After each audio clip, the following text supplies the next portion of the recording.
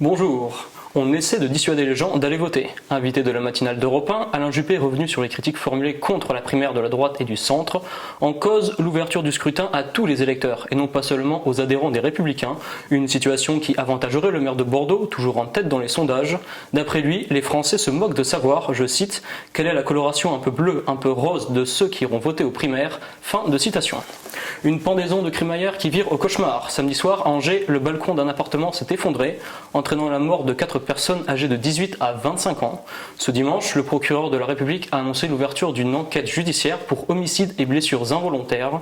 Cette procédure aura principalement pour but de déterminer la cause de l'effondrement. Le procureur a par ailleurs précisé qu'aucun des 14 individus blessés dans l'accident n'était en situation d'urgence absolue. L'élection américaine serait-elle truquée? C'est du moins ce qu'affirme Donald Trump. Le candidat républicain, de plus en plus distancé dans les sondages, pointe du doigt l'attitude des médias, selon lui favorable à Hillary Clinton.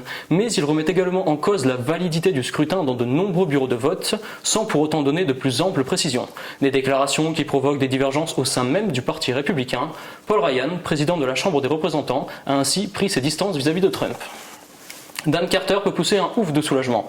D'après une information révélée ce matin dans le journal L'Équipe, l'ouvreur du Racing 92, impliqué dans l'affaire des corticoïdes, ne sera finalement pas inquiété. Les deux autres joueurs concernés, Juan Imhoff et Joe Rokosoko, devraient également être blanchis.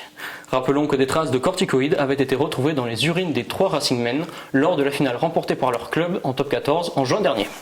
Enfin, direction la Grande-Bretagne, où un document administratif a provoqué, la semaine dernière, une vive polémique auprès de la population italophone. Depuis 2006, les écoles britanniques demandaient aux élèves de langue maternelle italienne de préciser s'ils parlaient l'italien de Naples, de Sicile ou du reste du pays. Cela n'a pas manqué de faire réagir nos voisins transalpins. Nous sommes unis depuis 1861, a ainsi rappelé Pasquale Terracciano, ambassadeur d'Italie à Londres. Le Royaume-Uni, qui s'est empressé de corriger cette erreur administrative, a présenté ses excuses. C'est la fin de ce flash, merci de nous avoir suivis, bonne journée.